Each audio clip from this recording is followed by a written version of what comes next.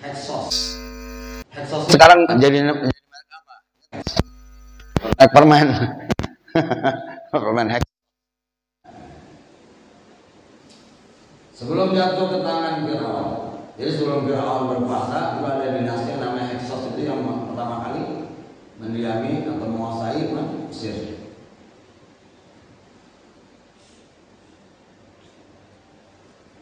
Ketika Musa lahir, Mesir sudah di bawah kekuasaan Firaun yang kemudian mengeluarkan ketentuan yang menindas kaum Israel dan setiap anak laki-laki harus dibunuh. Ini bisikan dari para kahinnya, dari para pembisiknya, daripada dukunya, bahwa berdasarkan hasil yang mimpi mereka diprediksi bahwa anak laki-laki yang lahir pada tahun ini itu nanti akan mengembangkan kekuasaannya Firaun. Jadi waktu itu ada sensus, ada petugas yang secara khusus mendata orang-orang yang mau lahir, didata. Nah, nanti didatangkan sebulan lagi, 2 bulan lagi, 3 bulan lagi. Tapi udah didatengin tuh. Nah, ini kira-kira sebulan lagi dia yang lahir, datengin. Sebulan datengin tuh. Ini perempuan sama laki. Kalau lahir laki langsung dibunuh. Pertama kali nama Musa disebutkan dalam Al-Baqarah surah 2 ayat 51. Jadi nama Nabi Musa itu muncul pertama kali disebut dalam surah Al-Baqarah ayat 51. Dan nama Musa terbanyak disebutkan dalam Al-Quran. Terdapat kurang lebih 136 kali Nabi Musa disebut dalam Al-Quran. 136 kali disebut. Kisah Nabi Musa dalam Bible dan Al-Quran dalam garis besarnya banyak persamaannya. Jadi tidak semuanya Bible dan Al-Quran tentang ada persamaan. Makanya kita sikap kita terhadap Bible, terhadap kitab Injil, terhadap Taurat. La tukadzibhum jami'an wa la tusaddiquhum jami'an. Jadi nggak boleh kita benarkan seluruhnya atau kita dustakan seluruhnya. Kadang-kadang masih ada beberapa ayat yang memang belum ada perubahan, belum berubah, dan itu memang tidak bertentangan dengan Al-Quran. Ada kesamaan, ada kemiripan. Nah, itu barangkali yang masih asli, yang masih asli.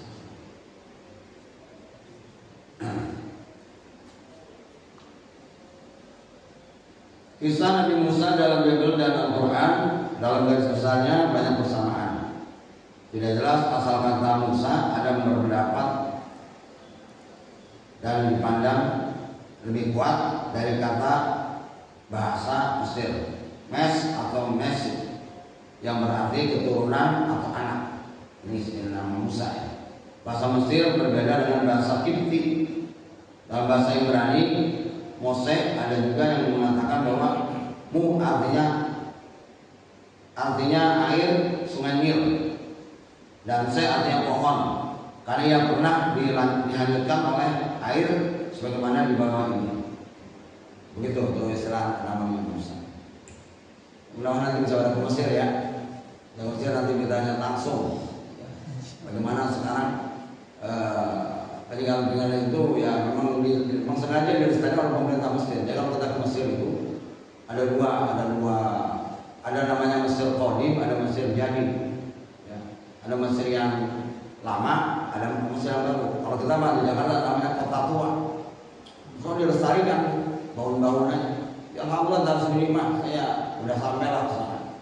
Udah tahu lah bagaimana dalam museumnya Firaun, piramid Firaun, Sungai Nil. Kalau sudah makan di Sungai Nil. Sungai Nil itu sungai terpanjang, itu melewati beberapa negara. Salah satu yang buat Mesir itu subur. Pertanyaannya kadang salah satunya Sungai Nil itu luar biasa. Jadi sepanjang Sungai Nil itu banyak sekali pertanian. Dan memang di sana tuh buah murah. Strawberry, saya kalau lagi apel tuh kalau pas musim buah, strawberry gede-gede banget tuh. Itu. Kalau lagi ambil umroh langsung plus Mesir, ambil umroh langsung plus Turki. maksud ambil umroh bisa langsung ke mana, ke makam Imam Bukhari. Ya, mudah-mudahan ya. Dalam sabda Mesir barakallahu. Menurut Bible, Musa lahir di Gosem, Mesir dan wafat di Moab dalam usia 120 tahun. Itu usia Nabi Musa. Ini dalam kitab ulangan singkat dalam pasal 36 ayat 1 dan 6. Amran anak Kehat atau Kohat, anak Lewi, anak Yakub alaihissalam, kawin dengan bibinya Yahbade, anak Lawi. Jadi bibi Amron sekaligus istrinya yang kemudian melahirkan Harun dan Musa. Di perkawinan dengan anggota keluarga dekat waktu itu tidak ada larangan seperti yang sekarang. Itu kan orang malah sedikit. Perkawinan dengan anggota keluarga dekat waktu itu tidak ada larangan, seperti anak-anak Adam yang mengawini saudaranya sendiri. Dalam ini larangan baru ada dalam syariat Musa. Kawin dengan bibi belum ada larangan. Larangan demikian baru ada setelah Musa keluar dari Mesir. Dia berdiri agama Yahudi dan syariatnya. Guru dan pemimpin yang telah membebaskan bangsanya dari perbudakan Mesir di bawah Fir'aun. Fir'aun ini sebetulnya bapak angkatan Nabi Musa juga. Bapak angkatan Nabi Musa Fir'aun. Waktu Nabi Musa kecil dengan Sungai Nil, itu kan yang menemukan memang istrinya Fir'aun. Ya, kan mereka bikin istana itu, tempat pemandiannya memang jadi Sungai Nil itu dialirkan ke dalam rumahnya dia untuk taman dari taman itu. Jadi pas Nabi Musa dikanyutin, rupanya waktu itu tuh bikin jendela dengan izin Allah, itu semua juga rencana Allah ya, sebenarnya Allah. Ya, masuk ke pemandian permaisuri Nabi Musa, bahaya ada. Takut banget nih bocah. Dia udah memancar itu, dia langsung tertarik tuh. Dan karena dia memang nggak punya anak kan, orang nggak punya anak. Pas orang mau bunuh, ada jangan anaknya ini kalau bikin gua ini nanti. Jangan bang, ini udah kita angkat anak kita nggak punya anak. Tempat ini, dirawat tuh. Bukan remaja kan. Di pangku-pangku, di pangku-pangku, nggak sampai kalau dikencingin, mau dijangkau tarik-tarik, orang apa? Sampai Nabi Musa mulai menguji, mereka tahu. Waktu suruh milih sama bara apa susu, karena Nabi Musa milih bara, karena Nabi Musa kan cadel, cadel tadi orang tadi kalau ngomong orang lebih bagus Nabi Musa. Kan nanti dia ngangkat Harun, Harun itu sebagai jubirnya, sebagai jubirnya Nabi Musa temannya. Nah, yang ngomongnya lebih bagus, komunikasinya lebih bagus kepada Musa. Karena Musa tuh kecil tuh udah cadel gara-gara itu makan bara api. Karena kalau dia milih susu, Omikron bisa dibunuh.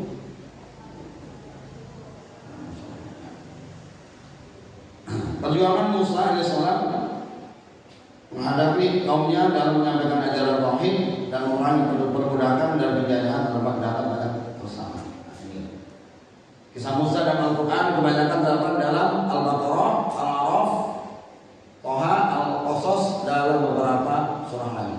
Nanti lihat di Kisahul Anbiya atau sejarah para nabi dan rasul. Tentu Al-A'raf ini Allah mengutus Musa kepada Fir'aun dan para pembesarnya dengan misi tauhid. Dengan misi tauhid. Kalau kan cerita singkatnya Nabi Musa pas keluar dari istana, jalan ada 2 orang lagi berantem tuh. Dipisahin sama Nabi Musa, tidak mau. Hanya sampai dipukul, satu orang yang mereka dipukul, langsung dobrak, langsung jatuh mati. Langsung saling pukul Nabi Musa.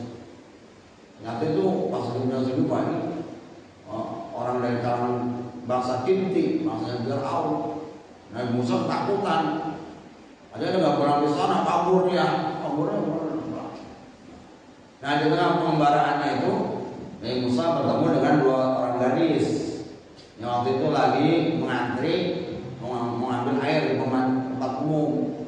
Waktu itu kan banyak. Kalau dulu kan kita gitu ya, dulu enggak. Tahun-tahun 80 sana semua kan kita kalau mana namanya? Pada umum, pada ngambil bawa dingin, ada bawa ember, ya kan, ambil air. Itu masuk. Kalau zaman dulu, zaman Nabi Musa, yang kalau susahnya air. Memang kita aja masih ngalamin susah air. Orang belum kenal sumur, belum pernah gali sumur, belum pernah salah gali sumur, masih ngadain air dari alam aja kan.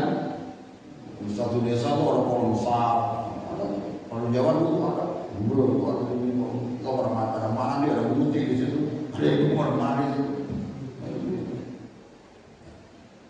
Akhirnya singkat cerita, enggak ini semua diam aja tuh orang ini. Karena pada laki-laki semua dia nggak menerobot itu karena banyak laki kan lebih kuat kan. Kata Nabi Musa, kenapa kamu nggak? Bagaimana kamu bisa? Ini semua laki-laki semua, nggak mau. Udah sini, Nabi Musa tolongin dan sini bisa bawa, sambilin. Sambil udah dapat selesai, hanya mau ngobrol-ngobrol, tanya. Singkat cerita, akhirnya dari situ mengajak Nabi Musa untuk dikenalkan dengan orang tuanya. Ternyata orang tuanya ini dari bawah sini orang tuanya Nabi juga, namanya Nabi Shu'aib. Nabi Shu'aib. Nabi Shu'aib itu nanti intinya pertama Nabi Musa dikerjakannya banyak karena memang ternaknya banyak, kata dari situ mengusulkan supaya Musa itu tinggal bersama mereka untuk membantu kemudian ayahnya mengurus binatang ternak. Karena banyak ayahnya udah tua, Musa udah tua. Hanya Nabi Musa lagi, karena jadi bujangnya lah, jadi karyawan yang membantu itu aja. Beberapa tahun hanya singkat cerita mungkin dengan cocok dan jodoh dijodohkan dengan salah seorang anak Nabi Shu'aib. Dan jadi itu Nabi Shu'aib itu adalah mertuanya Nabi Musa. Dan dari mana tongkat Nabi Musa? Itu nanti dari Nabi Shu'aib tongkatnya.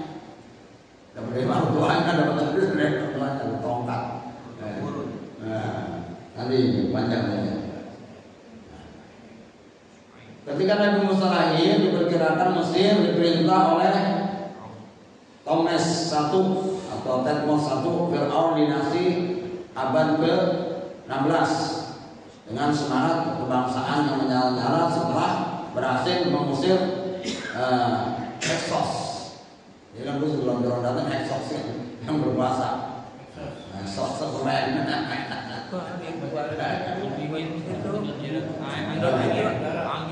Menyerap udara. Iya kalau pemain yang sekarang kemarin itu.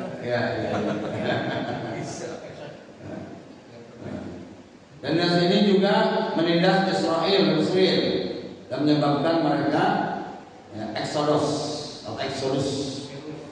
Dulu ada pendapat bahwa Ramses II yang agung kira-kira pada tahun 1250 Masehi, dan Exodus terjadi di masa penguasaan anaknya Minabtah atau Minabtah. Penggantinya sekitar tahun 1220 sebelum Masehi. Tetapi masanya sudah sangat terlambat. Ada beberapa isyarat yang menunjukkan adanya orang-orang Israel pada waktu itu yang sudah menetap di Kanaan. Nah, masa ini lebih mengacu pada Bani Israel Palestina daripada Bani Israel yang ada di Mesir. Waktu itu bidan-bidan di Mesir diperintahkan membunuh semua bayi laki-laki Israel. Allah mewahyukan kepada ibunya Nabi Musa agar anak itu disusui, dan kalau khawatir dari tindakan Fir'aun agar dihanyutkan ke sungai Nil. Jangan takut, Allah akan mengembalikannya kepadanya dan akan mengendalikan seorang Rasul. Nah, diletakkan bayi itu ke dalam peti atau keranjang menurut Bible dan menghanyutkan ke sungai Nil, karena ada sungai Nil melalui istana Fir'aun. Bayi itu dipungut oleh salah seorang anggota keluarga Fir'aun. Ibunya tak perlu takut akan merasa sedih, sebab dengan penuh kasih sayang anak itu dibesarkan di bawah pengawasannya dan menjadi salah seorang utusan Allah. Itu jadi pada saat ini cara Allah yang luar biasa mengatur. Di waktu itu Nabi Musa udah dicari barang-barang untuk bisa nyusuin Nabi Musa. Nabi Musa nggak mau. Semua ibu itu dibikin pengumuman sampai kira-kira menjadi ibu susu.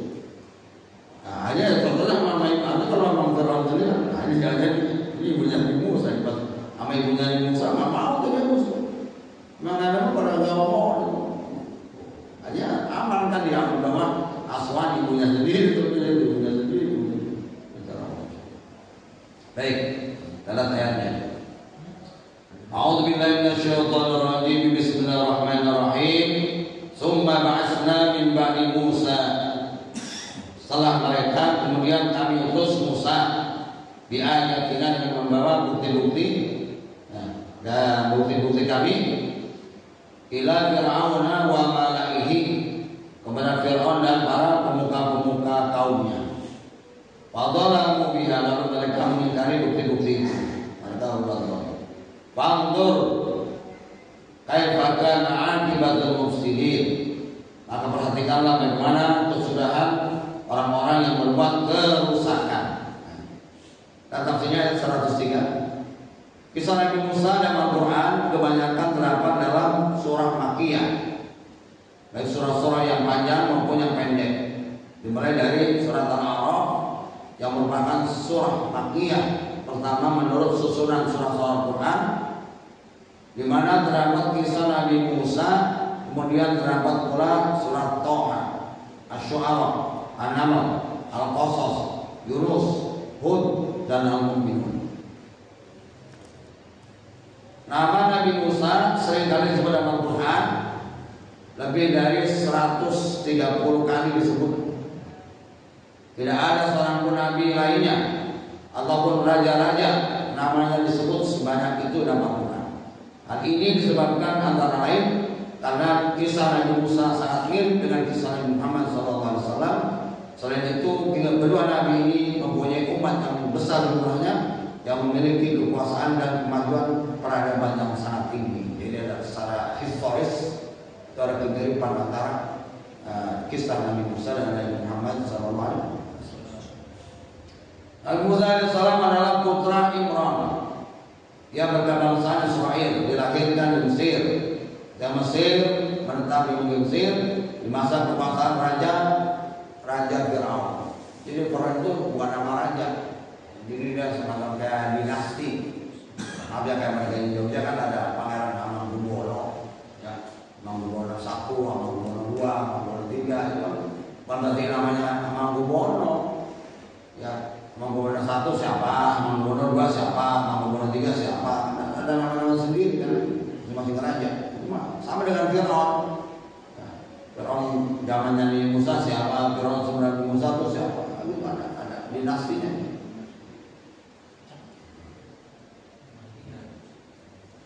Dalam ayat ini Allah menceritakan bahwa setelah mengutus rasul-rasulnya yang disebut dalam ayat terdahulu, maka dia mengutus Nabi Musa dengan membawa ayat-ayatnya kepada Fir'aun dan pemuka-pemukanya. Fir'aun adalah gelar yang dipakai oleh Raja Mesir pada masa dahulu kala, sebagaimana gelar Kisra bagi Raja Persia dan gelar Kaisar bagi pada raja-raja Romawi. Fir'aun yang memerintah Mesir pada masa Nabi Musa bernama Menaptah atau Ramses II. Dia seorang penguasa dinasti ke-19, jadi yang 19, sekitar tahun 1491 sebelum Masehi, 1491. Mumi atau mayat Menaptah masih ada sampai sekarang dan disimpan di museum nasional Mesir. Kalau kita mau museum itu memang saja kita nggak boleh bawa foto, Pak, nggak boleh. Foto nggak boleh, HP nggak boleh. Ini HP yang belakangan banyak juga, bocor di internet, di Google itu ya ada. Kalau jasanya Fir'aun itu ada, Ramses II itu. Jadi memang sengaja di sana tuh kalau untuk ke pasar tradisional itu cenderamata kita banyak kan model-model ala-ala Fir'aun mulu. Kalau nggak mau kita teman kunci untuk apa? Fir'aun itu sebenarnya malam. Fir'aun mulu. Tapi itu buat sebenarnya kan Al-Azhar kayak gitu kan kuncinya apa yang susah kan ini. Jadi nggak jauh terus pasar tradisionalnya itu. Kalau orang ke bawah dari Masjid Al-Azhar ke bawah, orang tradisional itu pelik tentang Mesir. Mesir ini kan negara peradaban tertua di dunia. Semua negara Mesir paling tua sejarah peradaban manusia itu Mesir. Termasuk bangsa yang pertama kali mengakui kemerdekaan bangsa kita ini Mesir dulu kan Pak. Makanya hubungan besar historis antara Indonesia dan Mesir itu sangat. Dan itu kalau masalah bahwa pengakuannya itu apa salah nih? Kalau saya teruskan. Itu kakeknya Anies Baswedan Pak. Anies Baswedan yang bawa surat pengakuan negara Mesir. Waktu itu saya Bung tuh kakeknya Anies Baswedan. Dan itu sampai dia mengamankan surat itu sampai surat itu Pak ditaruh di dalam kaos kakinya. Itu teman-teman banyak pemeriksaan tuh. Untuk mengamankan surat pengakuan negara Mesir terhadap negara Indonesia baru merdeka.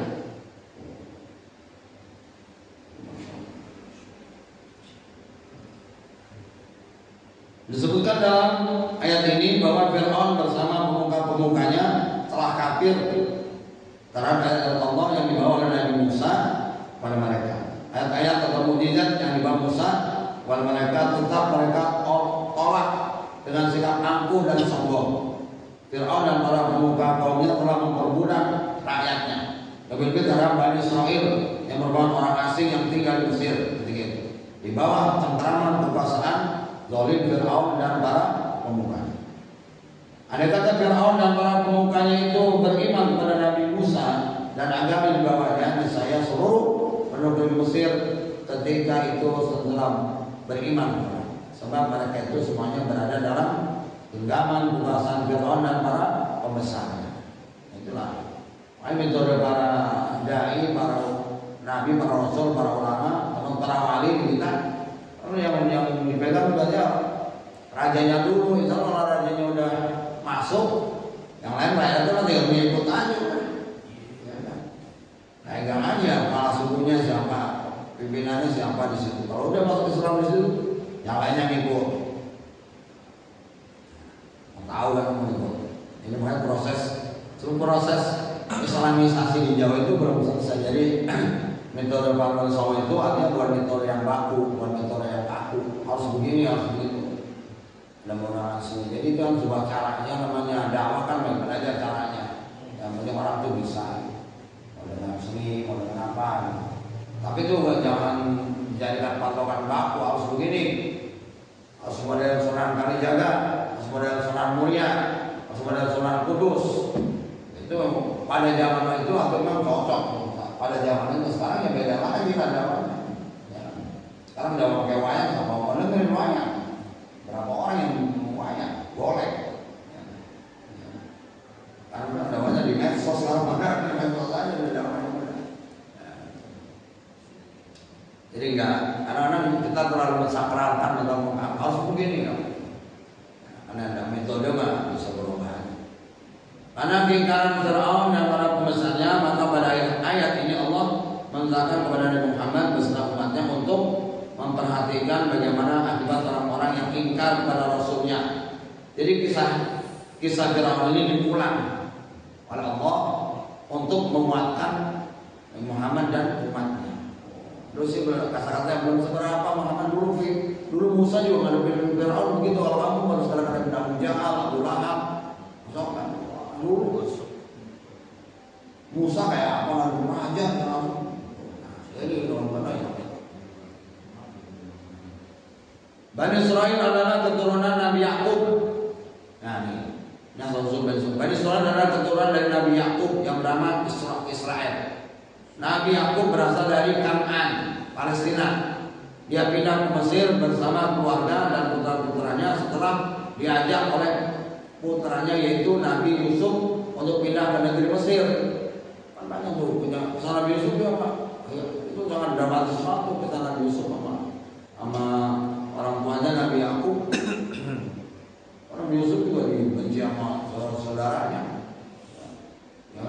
Ini ra'aitu ahada asara kawkaba wa syamsa wal qamar ra'aitu li sajidin. Rupanya 11 orang saudara Yusuf itu nggak senang karena karena dianggap Nabi Yakub itu nggak adil, selalu memprioritaskan Nabi Yusuf sehingga yang lain itu daripada ini. Nah, puncak pikiran mereka itu hanya Nabi Yusuf diajak main-main, pegang main, hanya itu sampai dibuang ke sumur. Orang PKI orang itu kali orang kisah Nabi pelawak yang belum di sumur tuh orang yang ikut dari sejarah zaman Nabi Yusuf. Nah singkat cerita kan Nabi Yusuf diambil tuh sama orang pedagang, dijual di pasar, hanya dibelilah sama ya sedang itu beli kalau masih suaminya Juleho.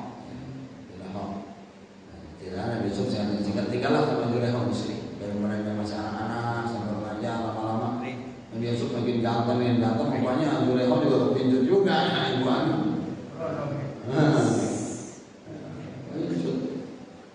Akhirnya terjadilah ya skandal. Hanya apa kepergok itu kan anjingnya. Kalau emang Nabi Yusuf yang memperkosa Juleho, berarti yang sobek baju depannya Nabi Yusuf, berarti kan Juleho nggak mau tuh, mau paling paksa. Nah, ini yang maksa siapa? Yusuf apa Juleho? Hanya pas lihat sobeknya di belakang, berarti Nabi Yusuf mau lari, ditarik sama Juleho, sobek. Nah, kalau emang baju ini yang sobek belakangnya, berarti Juleho yang memaksa Nabi Yusuf. Kalau ini baju ini sobek depannya, berarti Yusuf yang Nabi Juleho. Nah, lihat wah, yang sobek belakangnya. Tapi karena untuk menutupi dasar sebagai orang jengser, orang besar yang sampai ini nanti skandal masalahnya jadi keluar kemana-mana, akhirnya tetap Nabi Yusuf cara konsentrasinya dia harus penjara juga, penjara ya. Begitu. Ya tuh. Kalau Nabi Yusuf ya di penjara dulu, baru jadi raja, baru jadi menteri. Sekarang malah jadi menteri dulu atau baru penjara. Kalau Nabi Yusuf kan penjara dulu tuh, baru dia jadi menteri, urusan perdagangan, urusan keamanan pangan. Karena dianggap yang paling bisa untuk menjelaskan tentang masalah mimpi raja waktu itu. Nabi Yusuf bisa nerangkan gini-gini. Udah kan? Kalau yang situ yang tahu udah sekarang dah. Situ asal jadi menteri ketahanan pangan. Udah diangkat. Ya, hanya dari bandara. Terus ayat berikutnya, wa qala Musa ya Fir'aun inni rasulullah min rabbil alamin. Dan Musa berkata, ya Fir'aun, wahai Fir'aun, ini rasul min rabbil alamin. Sungguh aku adalah utusan dari Tuhanmu seluruh alam. Haqiqun ala anna akuna ala Allahil haq. Aku wajib mengatakan yang sebenarnya tentang Allah. Haqiqun ala anna akuna ala Allahil haq. Nabi Musa mengatakan yang sebenarnya tentang Allah Subhanahu wa taala. Qad ji'tukum bi bayyinatin min rabbikum farsil ma'iya bani Israil. Aku datang kepadamu dengan membawa bukti yang nyata dari Tuhanmu, maka lepaskanlah Bani Israil, pergi bersama. Ini tafsirnya. Dalam ayat ini diceritakan ucapan Musa yang pertama kali disampaikan kepada Fir'aun setelah Allah mengangkatnya menjadi Rasul. Nabi Musa memberitahukan Fir'aun bahwa dia adalah utusan Allah, Tuhan semesta alam. Pemberitaan ini berarti bahwa Musa telah menjalankan tugasnya sebagai Nabi Allah, pencipta dan penguasa seluruh alam. Kemudian karena itu hendaklah Fir'aun menerima setelah Nabi Musa tersebut dan akan menghalangi tegas. Jadi dalam suatu lain, idhab ila Fir'aun innahu tagha. Hai Musa, pergi kamu ke Fir'aun. innahu tawwab sungguh melampaui batas. Mana tingkat ke apa? Tingkat ke sombongnya Firaun. Sama mengatakan ana rabbukumul a'la, ini dua Tuhan yang paling tinggi. Tidak ada Tuhan selain aku kurang. Jadi semua orang kalau apapun ya, ini belajar benar, apapun kalau sesuatu jabatan, suatu kedudukan terlalu lama, hanya terlalu lama orang bisa ngaku dirinya sebagai Tuhan. Jadi tindakannya itu udah kayak tindakan Tuhan. Apa yang dia tunjuk harus terlaksana. Apa yang dia omongin harus dilaksana. Kalau enggak, harus semuanya apa? Nyawa, mati. Amin. Banyak sekarang penguasa-penguasa budaya begitu. Kalau nggak nurut, mati, hilang. Kalau udah kayak Tuhan aja nggak begitu aja, Tuhannya nggak gitu banget begitu. Ya. Karena manusia kalau udah berkuasa, ada kuasanya melampaui kekuasaan Tuhan, kekuasaan Allah SWT. Selanjutnya Nabi Musa menambah keterangannya bahwa dia mengatakan yang hak milik Allah. Artinya apa yang dikatakannya bahwa Allah adalah Tuhan semesta alam, Rabbul Alamin. Bahwa dia telah mengutusnya sebagai Rasul. Ada hal yang sebenarnya dia tidak mengatakan sesuatu yang tidak benar, karena mustahil Allah mengutus orang yang suka berdusta. Ini yang namanya sifat yang wajib bagi semua Rasul. Ini 4 nih sifat yang wajib bagi semua Rasul: sidik, amanah, tabligh, fatwa. Ini empat sifat yang wajib bagi Rasul: sidik, amanah, tabligh, fatwa. Sidik artinya orangnya memang benar, ucapan dan tindakannya memang dipercaya. Terus amanah, memang dia bisa menjaga amanah, gak hianat. Jadi amanah, tabligh, dia sampaikan yang enak dan gak enak. Kalau mengikuti perintah Allah sampai, ya emang resikonya ya begitu. Tabligh, jadi amanah, tabligh, fatwa. Yang syarat Rasul fatwa, dia cerdas, jenius.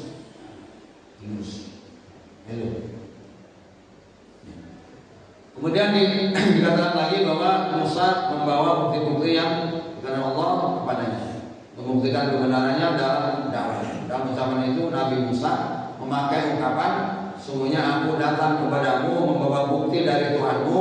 Ini adalah untuk menunjukkan bahwa Fir'aun bukanlah Tuhan, melainkan hanya sekedar hamba Tuhan. Sedang Tuhan yang benar adalah Allah Subhanahu wa Ta'ala. Tuhanmu, gitu Pak.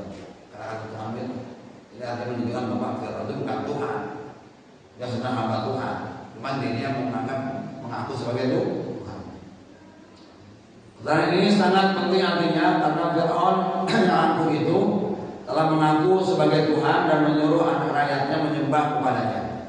Maka penegasan Nabi Musa ini telah menyangkal kebohongan dan kesombongan Fir'aun yang telah memposisikan dirinya sebagai Tuhan. Selain itu, ungkapan Nabi Musa juga mengandung arti bahwa bukti-bukti yang dibawanya adalah dakar karunia Allah, bukan dari dirinya sendiri. Jadi bukan semata-mata kebentaran dia sendiri. Ini adalah mukjizat dari Allah Subhanahu wa Ta'ala. Nah, pada ayat ini disebutkan bahwa telah mengumumkan dalam terang tersebut di atas, dan setelah melalui perjuangan yang melelahkan, Musa AS menuntut kepada Firaun agar ia membebaskan Bani Israil dari cengkraman kekuasaan dan penduduknya.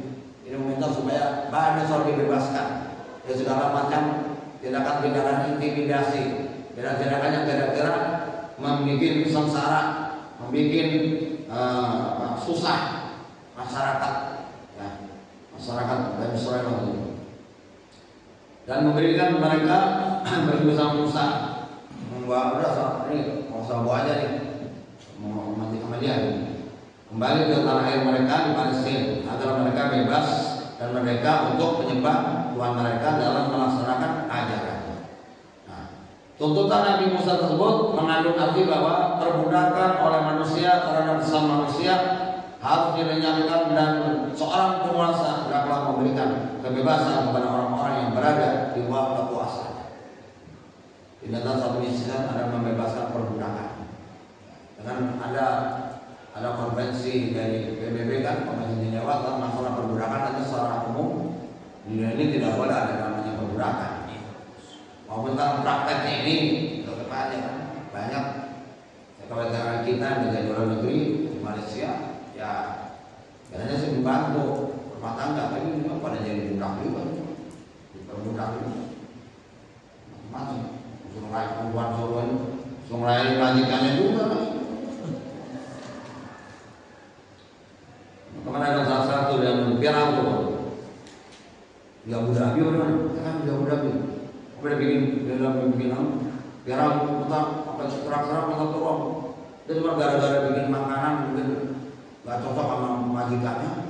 Hanya sampai dia disiram tuh makanya biar itu tadi pulangin sudah nggak tahan sudah tapi misalnya bikin minum bikin makanan salah kali nggak cocok sama bosnya disiram. Adalah menarik untuk diperhatikan bahwa ucapan pertama kali dari Nabi Musa dalam rangka menjalankan tugasnya sebagai Rasul adalah berbeda dengan ucapan Nabi dan Rasul sebelumnya. Ketika mereka mulai berdakwah, misalnya satu ucapan pertama Nabi Nuh pada kaumnya adalah sebagai laqad arsalna Nuhan ila qaumihi faqala ya qaumi ibudullaha ma lakum min ilahin ghairuh inni akhafu 'alaikum adzab yaumin 'adzim. Artinya sungguh kami benar-benar telah mengutus Nuh pada kaumnya, lalu dia berkata, wahai kaumku, sembahlah Allah, tidak ada Tuhan sembahan bagimu selain Dia. Sungguh aku takut kamu akan ditimpa azab dari yang dahsyat. Ini ucapan Nabi Nuh. Itu ada ucapan Nabi Hud pada kaumnya. Wa ila adin akhahum Huda qala ya qaumi ibudullaha ma lakum min ilahin ghairihi afala tattaqun. Dan pada kaum kami utus Hud saudara mereka, dia berkata, wahai kaumku, sembahlah Allah, tidak Tuhan sembahan bagimu selain Dia. Maka mengapa kamu tidak bertakwa? Nah, ucapan Nabi Soleh pada kaumnya sama itu. Ucapan Nabi Shu'aib. Nah, sedangkan ucapan pertama Nabi Musa yang diajukan ke Fir'aun adalah ya Fir'aun inni rasul min rabbil alamin. Redaksinya ya Fir'aun inni rasul. Wahai Fir'aun, sungguh aku adalah seorang manusia Rasul dari kamu seluruh alam. Bila kita bandingkan antara yang tersebut, nampak perbedaan di antaranya yaitu bahwa ucapan-ucapan pertama dari Rasul sebelum Nabi Musa ditunjukkan kepada kaum mereka masing-masing adalah berisi seruan kepada agama tauhid, itu menyembah Allah SWT dengan alasan bahwa tidak ada Tuhan bagi manusia selain Allah. Sedangkan ucapan pertama dari Nabi Musa yang ditujukan kepada Fir'aun adalah berisi pemberitahuan kepadanya bahwa Musa adalah utusan Allah. Dengan demikian, dalam ucapan itu tidak ada seruan yang menyatakan kepada Fir'aun agar dia menyembah Allah. Nah, dari sini dapat disimpulkan bahwa pertama, objek atau sasaran yang utama dari dakwah Nabi Musa bukan hanya Fir'aun, tapi termasuk kaumnya sendiri yaitu Bani Israil. Musa bertugas untuk melepaskan Bani Israil dari perbudakan Fir'aun dan membimbing kaumnya kepada agama yang benar. Yang B-nya, Nabi Musa mengenal watak dan kelakuan Fir'aun.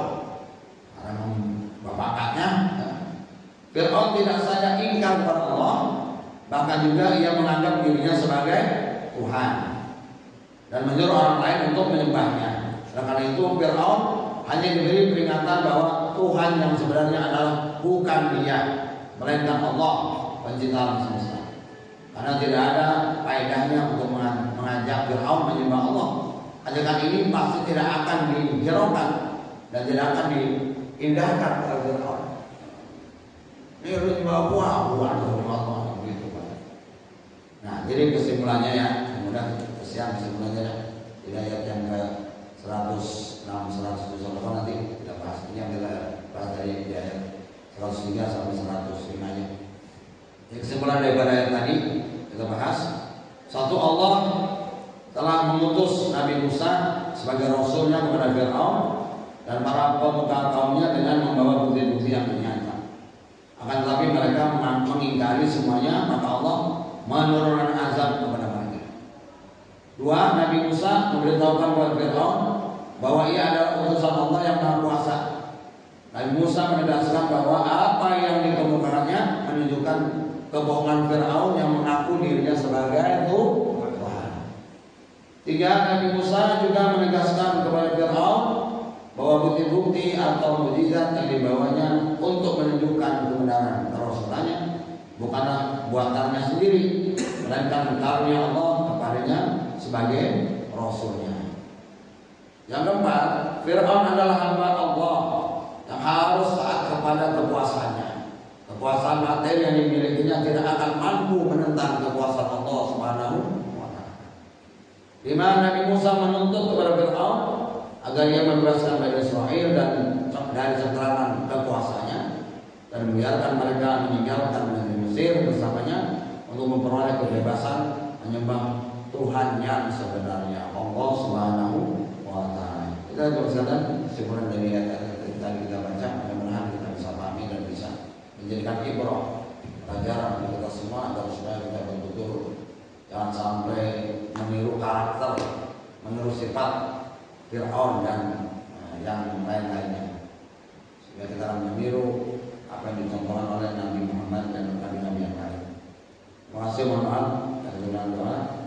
Allahumma arhamna bil Qur'an waj'alhu lana imama wa nura wa huda wa rahmah. Allahumma zakirna minhu ma nasina wa 'allimna minhu